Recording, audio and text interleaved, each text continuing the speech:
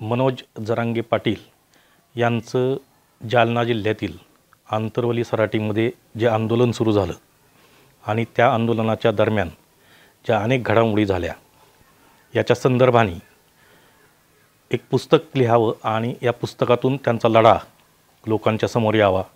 त्या लढ्याच्या दरम्यान ज्या घडामोडी झाल्या त्या घडामोडींची माहिती एकत्रितपणे लोकांच्या समोर यावी, वाचकांच्या हातात यावी, यासाठी आंतरवाली सराटी ते मुंबई हे पुस्तक मी लिहिलं। हे पुस्तक लिहिण्यामागं जशी लढ्याची माहिती समोर येणं हा भाग होता, तसंच अनेकदा अनेक आंदोलनं होतात, त्या आंदोलनामध्ये अनेक वेगवेगळ्या घडामोडी घडतात आणि काही दिवसांनी कालांतराने लोकांना त्याचं विस्मरण होतं।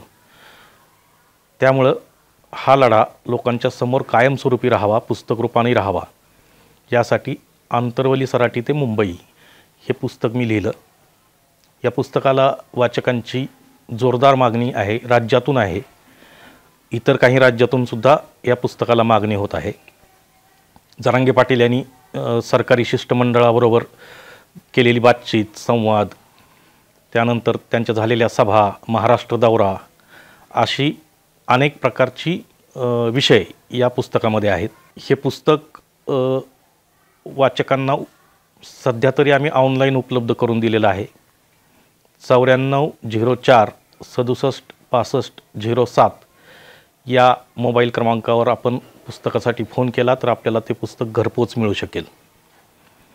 या पुस्तकाचं आणखी एक दुसरं वैशिष्ट्य असं आहे की छत्रपती संभाजीनगरमधील विनोद पाटील यांनी जो SEBC आरक्षणासाठी कायदेशीर लढा उभा केला होता आणि सुप्रीम कोर्टापर्यंत त्यांनी तो लढा नेला, या लढ्याची कहाणीही या पुस्तकामध्ये आपल्याला वाचायला मिळेल। मराठा आरक्षणाच्या संदर्भाने कायदेशीर काय तरतुदी आहेत, काय नाहीत, काय व्हायला पाहिजे, हे जसं या पुस्तकात मांडलं आहे, तसंच मराठा समाजाला आरक्षणाची का आवश्यकता आहे हा विषयही या पुस्तकात हाताळण्यात आलेला आहे। हे आंतरवली सराटी ते मुंबई हे 200 पानांचं पुस्तक आहे। याच्यामध्ये काही रंगीत छायाचित्रही आपण घेतलेली आहेत आणि अतिशय व्यवस्थितपणे सुसूत्र पद्धतीने हे पुस्तक लिहिलेलं आहे। साधारणतः एक 15 दिवसामध्ये हे पुस्तक लिहिलं आणि एक 4 ते 5 म्हणजे एक 20 दिवसाच्या कालावधीमध्ये हे पुस्तक आपण उपलब्ध करून वाचकांसाठी दिलेलं आहे। ग्रामीण भागातून आणि इतर भागातूनही वाचकांचा याला चांगला प्रतिसाद मिळत आहे।